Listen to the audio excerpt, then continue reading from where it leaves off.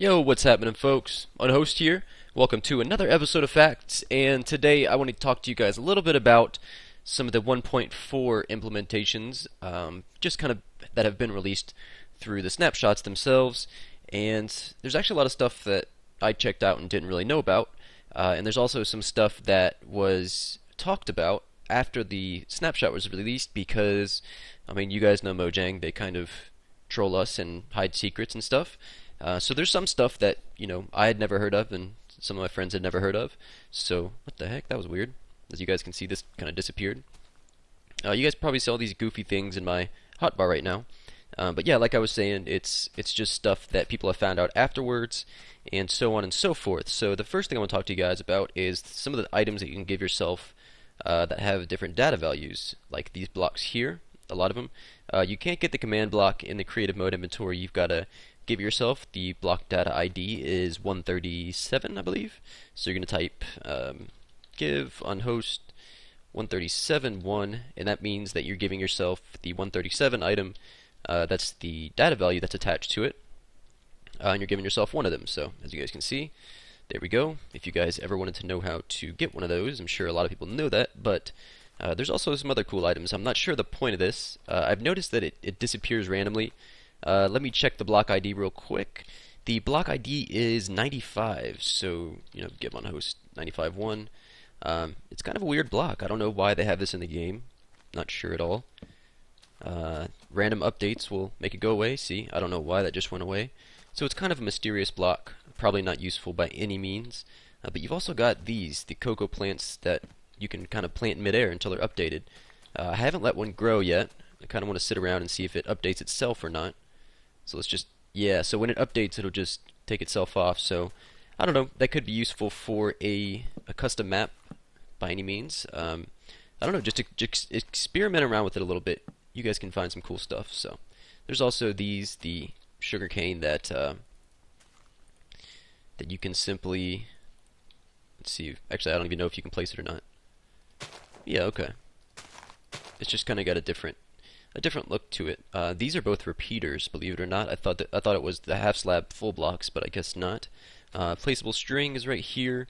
If you guys, I'll leave a link in the description for all the data values that are up to date. Obviously, you can give yourself the portal like always. This one's pretty neat. It's a black and white, stem. The work in progress block has not been, or I'm sorry, it was removed recently. And you can give it yourself by typing the same thing, give unhost, or give your name 138. It's the block right after the command block.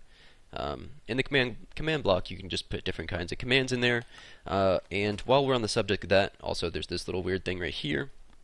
But while we're on the subject of commands, there's one command that was added that I thought was really interesting. You can type, what is it, weather, rain, and then you can type how many seconds it would last. You can also do this with command blocks. So the rain is only going to last for 3 seconds.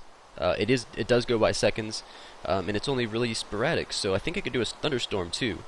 But this could be really useful. See how quick it went away. I thought that was pretty interesting. So, if you have a custom map, you could do all kinds of awesome things with that, as far as weather and stuff. The next thing, here we've got a night vision potion. This is one of the custom maps I'm working on. This is just a little sneak peek, I guess. Sorry for the lag. But if you're underwater or lava, as you guys can see, there's not really much I can see right now. Third on that, and yeah, check that out. That's pretty nice. I know this is going to be useful for me, maybe, playing Waking Up, because there's a long part where you've got to look underwater, and it's kind of annoying to film it for YouTube. But yeah, I thought that was really neat. And also, obviously you can drink milk to get rid of any of the effects. As you can see, there's all kinds of bugs with it. Face this way it's blue, face this way it's purple. It's pretty neat. Now I want to talk a little bit about the Invisibility potion. Now some of the mobs are still visible with the Invisibility potion, and some of them look really, really cool. Let me get some milk real quick. Get rid of my night vision. There we go. One really nice mob to look at with these is well, actually, let's use a dark block. It could look a lot better. Now this works the same for both types of spiders, but when you make them invisible, you can still see their eyes. The same thing goes for Enderman, and I think that looks really cool.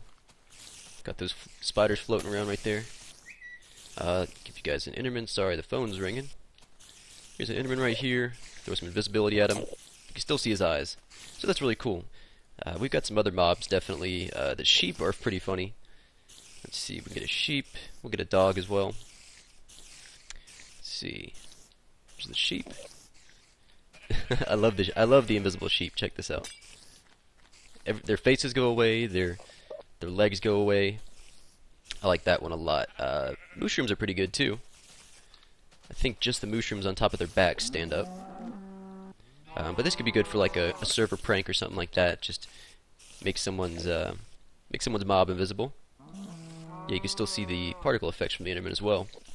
Other mobs that do it, like I said, are the trained wolf, which is going to be a dog. Zombie pigmen. Zombies aren't invisible, but they have. I think them and skeletons have a new property where they can pick up items. Now, I think it's just a certain type of zombie that rarely spawns, because I noticed that they all didn't pick up the items that I threw at them, and I'll show you guys what I mean real quick. Get a couple torches real quick. Get this all lit up for you, so I can show you what's going on. There we go. Still got a few spiders in there. So we'll just do a few of them. Now, even with the spawn eggs, some of them can spawn with armor and stuff on.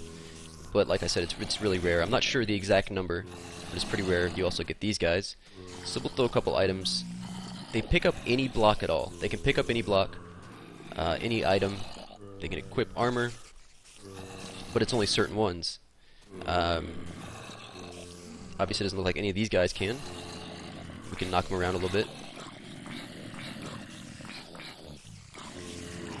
Yeah, it's kind of hard to get some of the zombies that are able to do that. But let's see. I'll experiment around a little bit and show you guys. Let's see here. Oh, that wool's gonna catch on fire. This was a fail. There goes the pigman right there. But yeah, just keep that in the back of your mind, that zombies can now pick stuff up. It's only certain ones, I believe.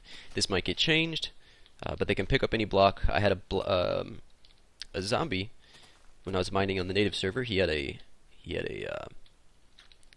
cobblestone block in his hand, so that was pretty cool. But the next thing, guys, is the villagers can now spawn by nether portals in the nether. So I know, at least on my server, we had a couple of villagers in the nether, and we were like, well, maybe they just walked through the door. But that was before this past snapshot. And yeah, villagers can spawn by the nether portals, just as rare as the zombie pigmen, I believe. I may be corrected by that, but yeah, villagers can now spawn by the nether portals, and as you can see, he just walked through and went right back in. Another really interesting fact is that zombie pigmen can actually be spawned wearing armor now. Not just zombies and skeletons, so if you see one walking around, you know why. That's intended. Another feature is the fact that villagers will now run away from danger. If you hit them, they'll run away. As you guys can see, there's actually an unused face, I guess you can call, for the villagers in the PNG file, and they have eyebrows that are kind of slanted, and I'll leave a link for that in the description as well. But they if they turn angry, they'll have that face in the future. I don't think it's being used yet. It might never be used, but there is a file that has the villager's face with some crooked eyebrows, because they will react negatively if you hurt them. So you guys can test it out and see what you come up with.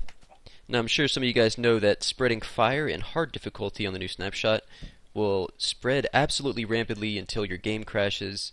And actually, there's one thing that's not as well known is in easy difficulty or peaceful or normal, there's actually different fire spread from what I've been told.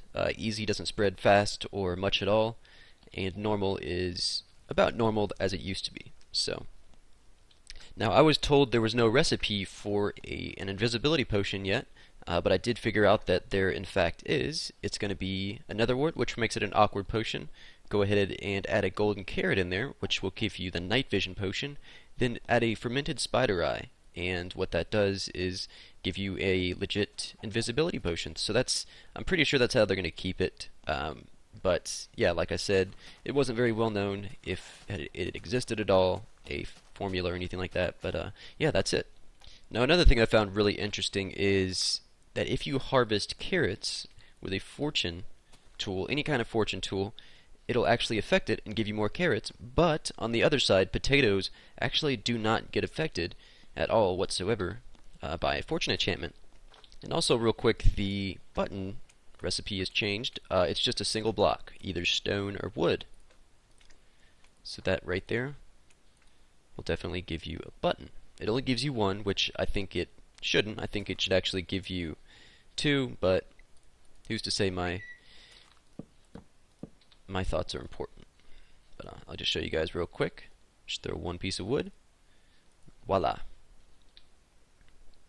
Now the little item frames we have here, you can actually put all kinds of armor and all that kind of stuff in it. It could be a little means of storage, if you will. If it's enchanted, it doesn't show up on the picture as enchanted, but if you put yourself in survival, you can actually run past it. Say you have a sword here, let's see, a pick, whatever you want.